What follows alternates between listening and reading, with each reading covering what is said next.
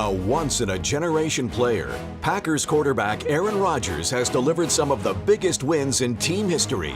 Touchdown! Pinpoint passes. Wow. And impossible plays. Stop it! Please! But which one is the best? How many plays do you have where Aaron Rodgers amazes you with his accuracy? I think that's the best throw I've seen. That's what makes Aaron Rodgers, Aaron Rodgers. This is a countdown of Aaron Rodgers' top 10 plays.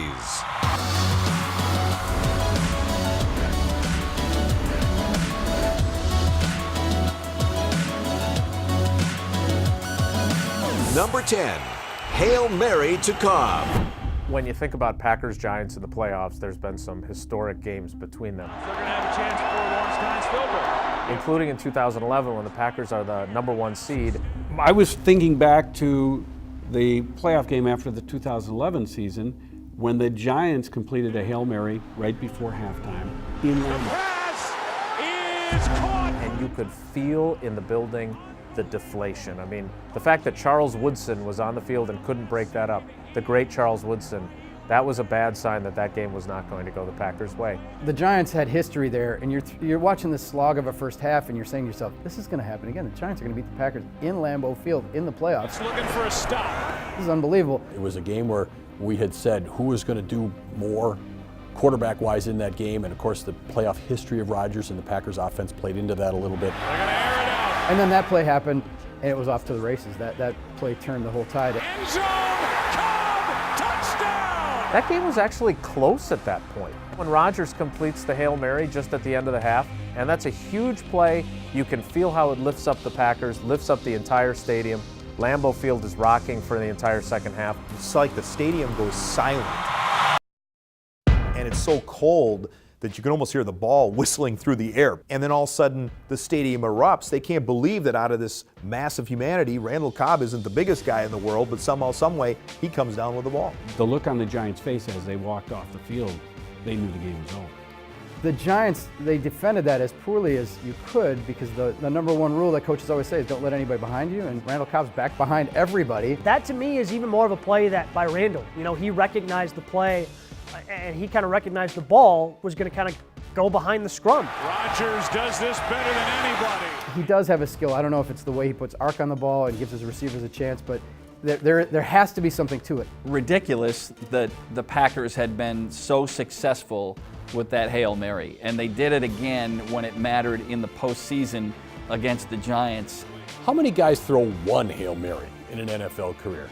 That was number 4 for Aaron Rodgers when you go back to Richard Rodgers and Janice, and now you're tacking on Randall Cobb, and he does it in a playoff game. It's crazy that it happened, and it really sealed the win, even though it was in the end of the first half. It sealed the fate of the New York Giants.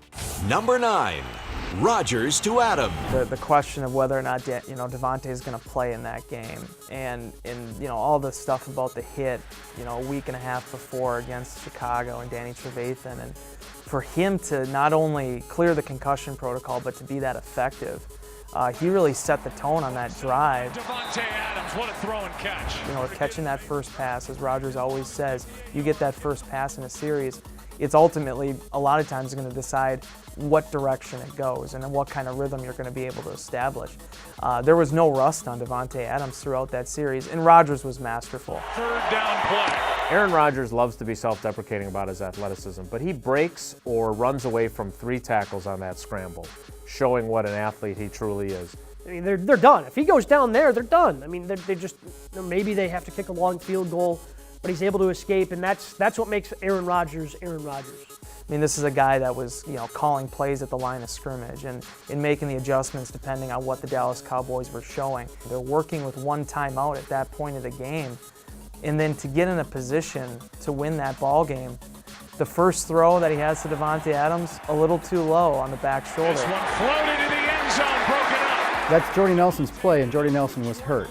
And so there was a little bit of a weirdness there because you're used to seeing Jordy Nelson with that back shoulder catch. And we all heard about how Devontae and Aaron came back to the huddle, and Aaron was going to call another play to go to the right side of the field this time and test some more experienced defensive backs on that side with an overloaded formation. Devontae Adams comes back and says, let's do it again. This one, Adams, touchdown! And basically gives Aaron a look that says, throw a better ball and I'll catch it.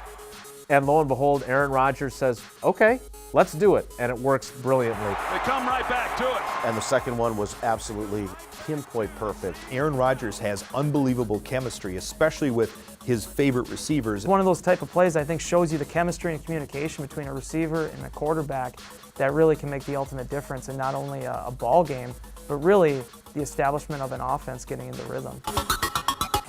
Number 8, beating the Bears. Packers-Bears tie game, crunch time, blustery, cold, windy day at Soldier Field. We always say that you expect the unexpected when the Bears play the Packers. So here's Green Bay in the middle of running the table. You think the Bears were terrible. I think they were a 3-win team at the time, and all of a sudden they're giving Green Bay all they can handle. They had that game in the bag. Here come the Bears. They took all the momentum back. And the Packers need a big play because the Bears have staged a real nice comeback. They have all the momentum. We do not want this game going to overtime at Soldier Field. 3rd and 11. You're thinking overtime, and Rodgers isn't. Ball gets snapped, Aaron Rodgers back to pass. The key part is happening wide left. A guy named Trayvon LeBlanc is guarding Jordy Nelson, one-on-one, man-on-man. And this is the game. Jordy takes him upfield, a subtle little move to the outside. And LeBlanc buys it so big time, he actually gets spun around. And right away, that arm goes up, and Aaron Rodgers has seen it. He's got It was one of these high arching rainbow type passes, not a laser. How on earth can you scramble around, have multiple guys miss you, set your feet, and somehow find a guy? That's like their, the post to Jordy. I mean, that's the play. You think of between Aaron and Jordy is that they're going to hit that post route. And to do it at that time, to be able to set up Mason for a game-winning field goal. You talk about a perfectly thrown pass in crummy conditions. I mean, you ever been on the lakeshore in Chicago, in the winter months? It's awful. And just like that, lightning strikes and he hits him, and they win the game. Another deep clutch throw in Chicago for a win. Number 7, twice to Janis. A game that they had, quite frankly, no business being in at the end. It seemed like the Cardinals were the better team. Cobb down with no Nelson. You're relying on Jeff Janis and his pure athleticism. Into the game here if they don't get 20 yards. They were backed up, and this was their last gasp.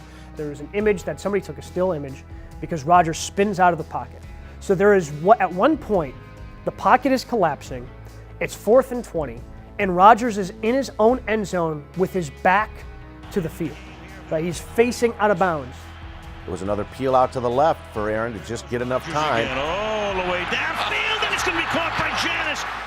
And I think the Cardinals secondary underestimated the great white hope from Saginaw Valley, and he got behind him to pull that down, gave him another opportunity.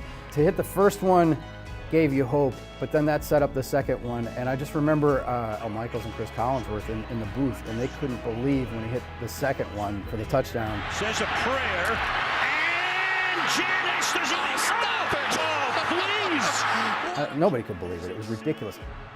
The reason Janis has made this team and has stayed on this team is his overall athleticism, and you can see it against one of the really best defensive backs in Patrick Peterson. The greatest achievement of Aaron Rodgers is the ability to turn Jeff Janis into a Hall of Fame wide receiver. No one's going to equal what Jeff Janis. Now, since then, have we seen him? Is he on a milk carton? For some reason, Aaron seems to be better under adversity. When things are perfect, he's good when he's got everybody.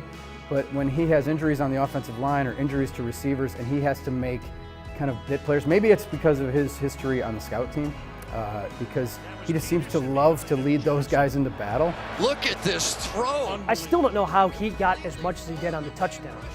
Escaping the pocket like he did, he knew, I don't know how he got it off and how he was able to get it off and get it into the end zone it just shows how incredible an athlete he is and how strong his arm is. The Packers were down to nobody at wide receiver, and Jeff Janis had the game of his life, but he doesn't do it unless the ball was thrown where it was by Aaron Rodgers more than once.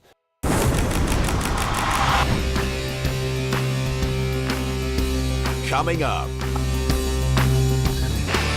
Our countdown continues with some big throws in some big games when Aaron Rodgers' top 10 plays continues.